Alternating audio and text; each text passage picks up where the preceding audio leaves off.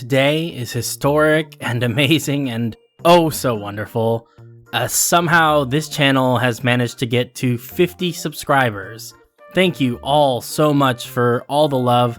This is truly one of the most exciting things that has happened to me in a long time, and that's only like 50% because I have no life outside of Minecraft right now. But for real, you guys are the absolute best. Making this channel and recording videos has been one of the best decisions I think I've made throughout this whole project, and I owe it all to you guys. Thank you. I'd give you all gold stars if I could, but I can't because this is the internet, so instead I've gone ahead and made this beautiful pile of 50 gold blocks to celebrate.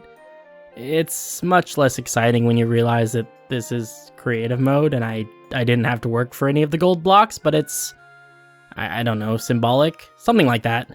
Anyway, let's do some building.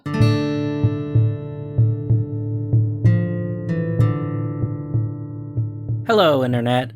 Welcome back to the Illias Minecraft server. Last time we did some work on the wall that surrounds the city, adding some details to the facade, and a little splash of color. This week, I have a slightly related project in mind. This giant, awkward, white building is the skeleton of a building called the Halls of Order. It's sort of like the city hall for Illias. It was one of the first things I built in the city, and I just plain and simple never finished it. So today we're gonna do that. In the original design, the Halls of Order were just a large building that sat against the outer wall of the city. What I have realized over the course of this project is that this is a large enough and important enough building to merit being constructed as part of the outer wall. This will give me the ability to make it larger by extending the footprint of the building past the limits of the wall, and also it makes it clear that this is a historic part of the city that is old enough to have been constructed at the same time as the wall. With this in mind, I've gone ahead and removed the section of the wall that used to form the back of the Halls of Order. The next step is to do just a little bit of terraforming. The cliff face, as it currently stands, is a little too small for what I have in mind, and I need to extend it a little bit and also change its shape to accommodate the new ideas I have. We want to expand the edge of the cliff outwards, but in a way that feels somewhat natural and makes at least some small amount of sense in relation to the way the cliff existed before. For this, I'm going to use world edit brushes to add spheres of sand that will fall and gradually build up the cliff face. The 4 commands I've used to accomplish this are on the screen. So I'm going to use this first one to create spheres of sand with a radius of 5, combined with this mask command to make sure that world edit knows that I only want to put sand where there's air. If I don't use the mask, the brush will replace the stone with sand, which doesn't do much to help build up the cliff face. The other 2 commands are to convert my newly added sand blocks into stone ones. Using these 2 brush sets, I can shape this cliff and get it exactly how I want it. Eventually, I'll need to come back in and use brushes to swap out the stone for a mixture of other blocks to add some texture and variety to the cliff. But that's a project I want to wait on until I'm absolutely sure that it looks the way I want it to. Okay, now that we've got a larger area to work with, let's lay out the foundation of the halls. I envision the portion of the building that interfaces with the wall to be a circular gallery with large windows that overlook the plains. I think this kind of shape invokes a sense of confidence in the ability of the city to defend itself in the event of war, since generally large windows are not thought of as particularly defensible. I'm sure there are many precautions taken in case there is ever an active siege, perhaps some sort of defensive magic, or just the simple fact the city sits so high atop the cliff. In terms of colors and block palettes, I think it's important to use similar blocks to the ones used in the wall design. If indeed the Halls of Order were built at the same time that the wall was being constructed, as it is in the lore, then it would make sense for them to be built of similar materials and with similar architectural styles. I also think it helps reinforce this idea that the halls are a part of the wall, not something that was added later. Now for a little fun side project.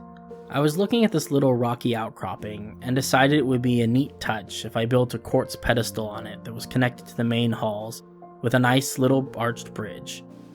I knew going into this build that I wanted to include a large tree in its design, similar in size and shape to the Grand Elorian Temple across the city in Sondheim, but after some brainstorming with other members of the server and some careful consideration, I think I have a better place to put the tree. For now, I'm just going to lay out a basic shape over here, and we'll come back and detail it and flesh it out fully later. Now back to work on the gallery. I know that I want to build large windows that wrap all the way around the rear walls of the gallery, which means that I'm going to need quite a bit of space. I want to make this area at least the same height as the walls on either side so that I can connect it up with a walkway at some point. Given how much space I have here, I'm definitely going to need to break this up vertically into 2 separate rows of windows and probably put an interior balcony inside the gallery. And of course, if I'm going to add an interior balcony, it probably means that I'll be working with floor-to-ceiling columns to support the building. One of my favorites. Okay, it's time to sketch out the shape and size of the pedestal and the bridge that connects it to the main building. Given how things are coming together, it seems like a good idea to raise the pedestal to the same height as the interior balcony and connect them with a small arched bridge. Having it built taller like this gives me more room to detail the pedestal, while also providing a good amount of clearance below the bridge to build a smooth arch. I also want to add support pillars to the pedestal to give it just a very slight hourglass shape. This helps break up the outline and makes it look less blocky up close. It also adds depth to the build, as we can have multiple different layers of decorations around the outside. Now we're going to spend some time detailing the pedestal.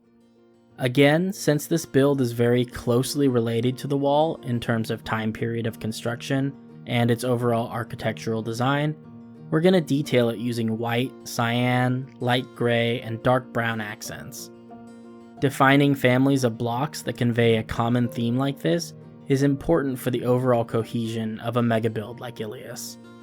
Once we tie this particular palette to a few builds, it will begin to symbolize some of the traits of those builds, and we can use it artistically to affect the way people feel when they encounter it elsewhere in the project. For this particular palette, we've used it extensively in the outer walls, Centerfall, which is the central high society hub, and Vale, which is the royal palace. Hopefully what this means is that later on, whenever people see the combination of quartz, prismarine, diorite, and dark oak in smaller builds, their brains automatically assume it has something to do with the king and the whole country. It seems a little bit complicated on paper, but I assure you in practice it's pretty simple. I'm sure there's some sort of special psychology word for this kind of subliminal associative response, but I am just a humble mathematician and I don't know nearly enough about psychology to say anything about that. And finally, we're just going to connect up the rest of the wall to the Halls of Order exactly the same way we did in the last episode. Nothing special here, let's zoom ahead. Unfortunately, I think this is where we're going to have to wrap things up for today. I hope that these videos are interesting to watch and also informative. A lot of the people I've talked to about this project have expressed that they want to build big cities and things like this, but they aren't really sure how to get started. Because of this, I've tried to keep an emphasis in these videos on how I go about making the decisions I make and the process of planning out a big project. I think that on some level, the act of placing all the blocks is not something that's terribly difficult to do. I think that the difficulty lies in making decisions about where to place the blocks and which blocks to use. It's all a slow and steady process that takes a lot of hard work, dedication, and above all else, time. I hope that you've enjoyed watching. If you have, be sure to leave a like or a comment and hit that subscribe button to follow along. As always, thank you so much for your support and kind words. It's been an absolute blast talking with you guys, and it's really inspired me in so many ways to keep working hard to get the city completed. Until next time, your friend, Astra.